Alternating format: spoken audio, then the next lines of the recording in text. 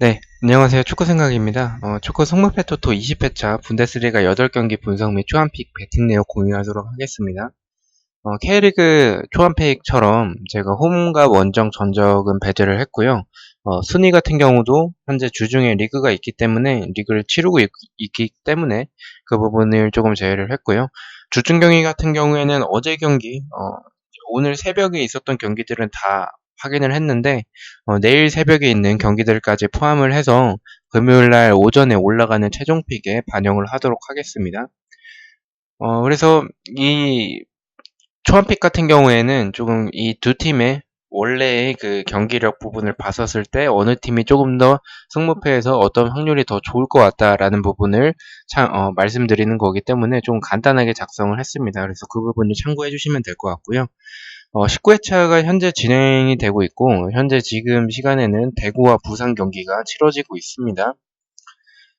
일단 19회차 관련해서는 좀 너무나도 죄송스럽게 좀 생각을 하고 있고요. 아무래도 제 원래 스타일인 정배 쪽보다는 조금 이변 위주로 좀 주중 경기이기 때문에 이변이 많이 나올 것으로 보고 그렇게 배팅을 했고 소액으로 배팅을 했었는데 지금 현재까지 이 대구와 이 부산 경기 제외하면 8경기가 치러진 상황인데 8경기가 다 정배가 떴어요. 다 정배가 떴고 무승부가 한 경기도 없습니다. 8경기 동안. 8경기 동안이 무승부가 하나도 없고, 다 정배만, 떠서, 조금 이런 회차는 거의, 자주 나오는 회차는 아닌데, 한두 경기 정도는, 이변이 좀 꼭 나오는 그런 축구 승부 패터인데, 그렇게 이제 좀 정배가 나오다 보니까 원래 제 스타일이었으면 그래도 어느 정도는 적중을 하지 않았을까 싶었는데 지금 굉장히 오히려 맞은 경기보다 틀린 경기가 훨씬 더 많을 정도로 좀 이변을 많이 봤었는데 그런 부분들이 좀 많이 틀렸습니다. 그래서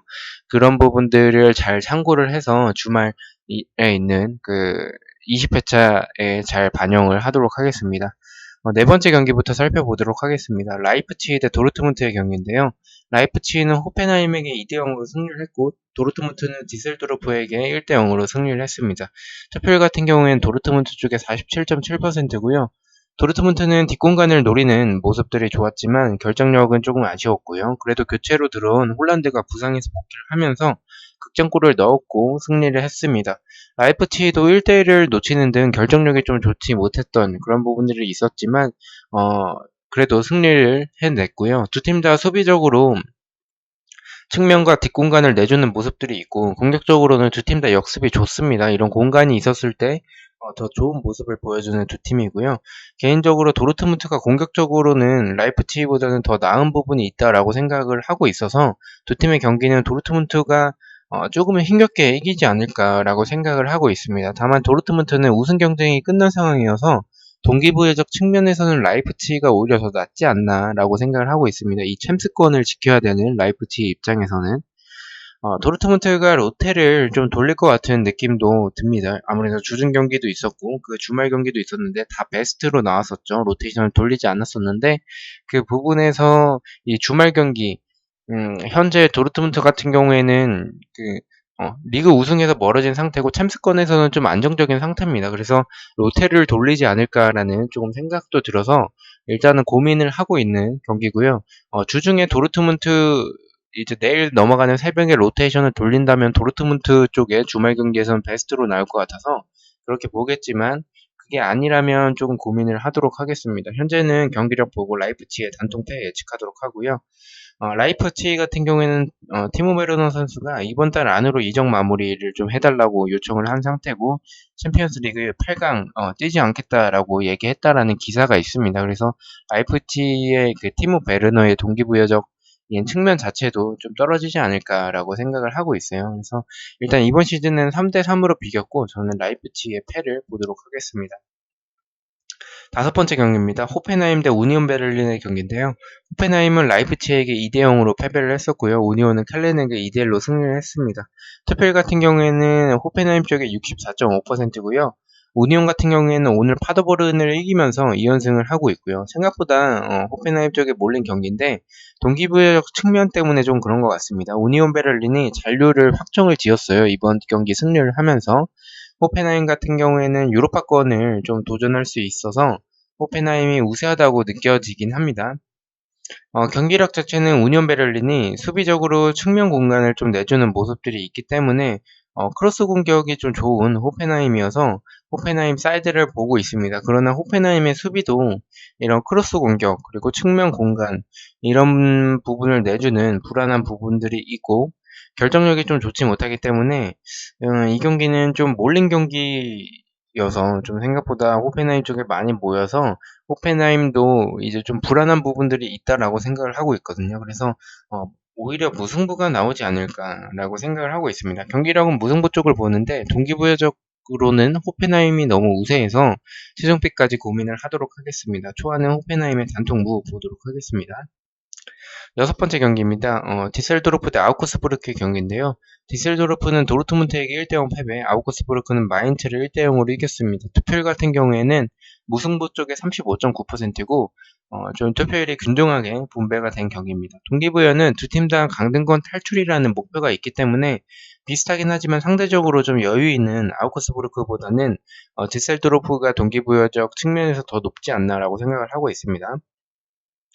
경기력은 디셀도르프의 수비가 공간과 역습을 좀 내주는 편이긴 하지만 이런 그 공간을 내줬을 때 아우크스부르크가 잘 활용할 수 있을까라는 생각에 대해서는 조금은 그런 팀은 아니라고 생각을 하거든요. 이런 공간이 있었을 때 만약 뭐 도르트문트나 이런 좀 스피드가 있는 팀이었다면 좀 예, 원정 쪽도 좀 고민을 했었겠지만 아우크스부르크가 그런 스타일은 좀 아니라고 생각을 하고 있고요.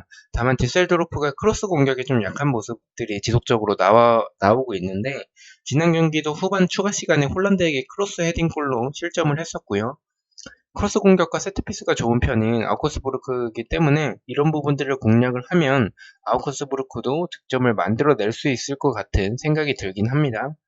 이 부분들을 봤었을 때는 이런 디셀도르프의 수비를 봤었을 때는 아우크스부르크가 유리해 보이긴 하지만 동기부여적 측면 이런 강등 버프 그리고 아우크스부르크의 수비가 침투 그리고 뒷공간 측면 공간들을 내주는 모습들이 역습에서의 물론 토미 선수가 이렇게 스피드와 뒷공간이 좀 있는 디셀도르프이기 때문에 이 경기 디셀도르프가 오랜만에 승리를 하지 않을까라고 생각을 하고 있습니다. 그래서 저는 강등 버프 보고 이변 보고 저는 디셀도르프의 단통 승 예측하도록 하겠습니다.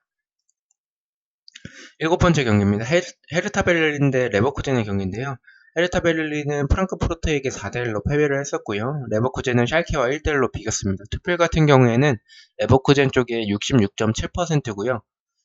헤르타 베를린은 오늘 또 프라이부르크에게 패배를 하면서 2연패를 하고 있습니다. 최근에 재개 후에 굉장히 좋은 모습을 보여줬었는데 그 뒤부터는 현재 연패에 조금 빠진 모습을 보여주고 있습니다. 그래서 다행인 점은 베를린은 이제 딜로선 선수가 복귀를 한다라는 점이 조금 다행인 것 같고요. 두 팀 다 수비적으로는 좀 좋지 않고 역습에서 좋은 팀입니다. 경기력적으로는 레버쿠젠의 알라리오 그리고 하베르츠 선수가 있는 이 레버쿠젠의 공격력이 조금 더 좋다라고 생각을 하고 있습니다. 이 경기는 헤르타 베를린 그리고 프랑크푸르트가 만났었던 그 18회차 때처럼 투픽이면 승패로 조금 보고 있고 단통이면 헤르타 베를린의 패가 맞지 않나라고 생각을 하고 있습니다. 다만 7번 경기라는 점에서 조금 고민이 되고요. 19회차에서 일단 7번 경기가 정배가 떴어요. 근데 그 7번 경기가 분데스리가가 아닌 K리그였다라는 점에서 좀 고민을 하고 있는데 일단 만약에 7번 경기가 또 정배가 뜨지 않았으면 과감하게 승부 쪽으로 고려를 하려고 했었으나 정배가 일단 뜨지 않았기 때문에 동기부여적 측면 그리고 경기력에서 레버쿠젠 승도 가져가야 될 것으로 봐서 저는 헤르타 베를린의 승패 투픽으로 일단 보도록 하겠습니다. 상대 전적도 승패 쪽으로 좀 나눠져 있고 두 팀의 선제골을 넣는 팀이 프랑크푸르트의 경기 때처럼 승패로 나눠질 것 같은 경기이긴 한데 일단은 배당을 좀 보고 그 다음에 이제 축생픽에 좀 반영을 하도록 하겠습니다. 국내 배당까지 보고 난 후에 여덟 번째 경기입니다. 마인츠 대 브레멘의 경기인데요. 마인츠는 아우크스부르크에게 1대0으로 패배, 브레멘은 파더보른에게 5대1로 대승을 했고 오늘 브레멘은 미넨에게 패배를 했습니다. 투표율 같은 경우에는 마인츠 쪽에 37%고요. 이 경기는 두 팀 다 강등 싸움이라는 점에서 동기부여가 있습니다. 브레멘 쪽이 아무래도 마인츠는 아직 승강 플레이오프까지의 그 순위권은 아니기 때문에 브레멘은 현재 강등권에 위치하고 있어서 브레멘 쪽이 조금 더 높긴 하지만 이 경기 만약에 마인츠가 패하면 마인츠도 좀 마지막 경기까지 좀 자력으로는 조금 힘들 수도 있어요. 그래서 그 자력으로 잔류하기에는 그래서 이 경기도 두 팀 다 중요하다라고 생각을 하고 있고요. 브레멘이 수비적으로 침투나 세트피스, 측면 공간을 노출하기 때문에 키송을 비롯한 공격수들이 득점을 만들어낼 수도 있을 것 같다라는 조금 느낌이 들긴 합니다. 어, 이 그러나 이제 브레멘도 수비가 불안한 편이긴 하지만 최근에 지속적으로 좋은 모습들을 보여주고 있고 미넨에게도 1대0으로 패배를 했기 때문에 그렇게 한 골밖에 실점을 하지 않았죠. 그래서 이 코펠트 감독에 대한 이 브레멘의 선수들이 신임을 굉장히 주고 있고 또 마인츠의 수비 자체가 세트피스와 크로스 공격 그리고 뒷공간을 내주는 모습들이 있는데 브레멘이 공격 속도가 빠르지 않아서 뒷공간을 노리지는 못하더라도 이 크로스 공격과 세트피스 그리고 중거리가 좋은 브레멘이어서 마인츠 상대로 이 마인츠의 수비, 이 세트피스와 크로스 공격이 약하기 때문에 이 부분을 노릴 수 있지 않을까라고 생각을 하고 있습니다. 오늘 마인츠가 도르트문트 상대로 이변을 만들어내지 않는다면 도르트문트 승으로 정배가 들어온다면 마지막 라운드까지 마인츠, 디셀도르프, 브레멘이 강등권을 두고 싸울 것이라고 보고 있습니다. 저는 일단 마인츠이 이런 수비적인 모습을 봤었을 때 경기력적으로 봤었을 때는 브레멘이 강등 버프까지 포함이 되면 승리를 할 수 있지 않을까라고 생각을 하고 있어서 마인츠의 단통 패를 보고 있고요. 이번 시즌 5대0으로 마인츠가 대승을 했었는데 그거에 대한 또 복수전이 이루어지지 않을까라고 생각을 하고 있습니다. 아홉 번째 경기입니다. 샬케 대 볼프스부르크의 경기인데요. 샬케는 레버쿠젠과 1대1로 무승부, 볼프스부르크는 프라이부르크와 2대1로 비겼습니다. 투표율 같은 경우에는 볼프스 쪽이 45.4%고요. 볼프스는 오늘 글라드바흐에게 패배하면서 2연패를 하고 있습니다.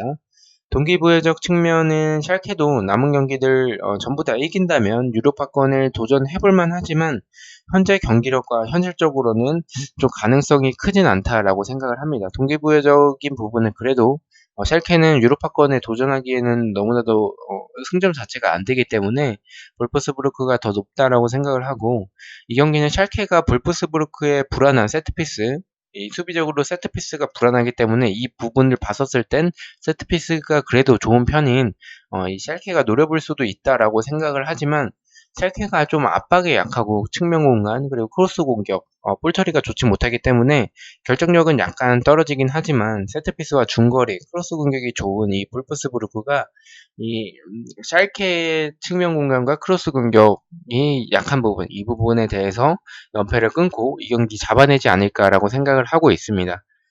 샬케는 지난 레버쿠젠과의 경기에서도 페널티킥 골이었고 지난 경기 그나마 최근 경기들 중에 제일 나았던 모습을 보여주긴 했지만 부상자가 많아서 로테이션을 돌리기에는 조금 버거울 것 같아요. 그래서 로테이션을 돌리면 볼프스부르크에게 크게 패배를 할 거고 로테이션을 돌리지 않는다면 체력적으로 좀 지쳐 있을 것이라고 봐서 특별한 부상자가 없고 샬케의 경기력을 봤을 때는 저는 샬케의 단통 패를 예측을 하도록 하겠습니다. 이 경기는 일단 샬케 승을 보지 않고 있고요. 무승부는 조금 고민이 되긴 하지만 주중 경기 살펴보고 최종 픽에 반영하도록 하겠습니다. 열 번째 경기입니다. 켈렌 대 프랑크푸르트의 경기인데요. 켈렌은 우니온에게 2대1 패배, 프랑크푸르트는 헤르타 베를린에게 4대1로 대승을 했습니다. 투표율은 프랑크푸르트 쪽에 51.7%고요. 프랑크푸르트는 큰 동기부여가 일단은 없습니다.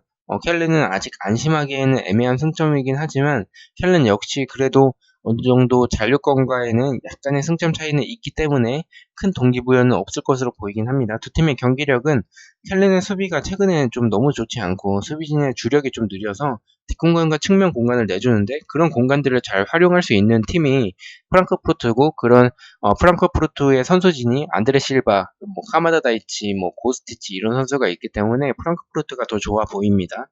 다만 프랑크푸르트는 정배나 투표율이 몰리면 좀 불안한 팀이고 수비적으로도 불안한 모습들이 있긴 합니다. 동기부여도 프랑크푸르트보다는 켈른이 조금 더 높아 보여서 일단 승패로 좀 가고 싶긴 해요. 약간 뜬금포로 이변이 켈른 승이 나올 수도 있을 가능성도 있다라고 생각을 하긴 하는데 켈른의 수비가 프랑크푸르트 상대로 승리하기에는 조금 어렵다고 보고 있고 두 팀 다 패배 없이 무승부면 그래도 만족하지 않을까. 두 팀 다 그냥 뭐 등기부여가 크게는 없기 때문에 지는 것보다는 그냥 무승부에 만족할 것 같은 느낌이 조금 들어서 저는 일단 초안은 단통 무를 보도록 하겠습니다. 투픽으로 프랑크푸르트의 사이드로 이제 켈른의 무패 쪽도 고민을 하고 있습니다. 이번 시즌 4대2로 켈른이 승리를 했고요. 마지막 경기입니다. 파더보르 대 글라드바흐 경기인데요. 파더보르는 브레멘에게 5대1로 대패를 했고요. 글라드바흐는 미넨에게 2대1로 패배를 했습니다. 투표 같은 경우에는 글라드바흐 쪽에 78.6%고요. 글라드바흐는 오늘 볼페스부르크 상대로 승리를 했고요. 플레 선수 그리고 티랑 선수가 부상으로 나옵니다. 일단 사커웨이에서는요. 그나마 엠볼로 선수가 복귀했다라는 점이 조금 다행인 것 같고요. 경기력 자체는 공간과 세트피스 이런 부분이 좀 불안하고 강등이 확정된 파더보른 상대로 이런 파더보른이 이런 공간을 좀 많이 내주고 세트피스가 불안한 부분들이 있는데 글라드바흐 같은 경우에는 팀 압박과 역습, 활동량이 좋기 때문에 글라드바흐가 패배한다라는 부분에 대해서는 생각하고 있지는 않습니다. 다만 글라드바흐가 결정력에서 조금 아쉬운 이런 답답한 모습 그리고 너무 글라드바흐처럼 보인다는 점 그리고 글라드바흐의 측면 공간 그리고 뒷공간을 역습 스피드가 나름 공격적으로는 나름 나쁘지 않은 파더볼은 그리고 아드제이 선수가 노려볼 수 있지 않을까라고 생각을 합니다. 글라드바흐가 약간 세트피스도 불안한 부분들이 있어서 파더볼은 또 동기부여가 일단은 없는데 글라드바흐가 훨씬 유리해 보이긴 합니다. 근데 이런 글라드바흐가 세트피스에서의 한 방으로 오히려 실점을 할 수도 있지 않을까라는 조금 저만의 생각이 조금 있어서 저는 이변을 보고 안전하게 승패보다는 무패 투픽으로 추천을 드리도록 하겠습니다.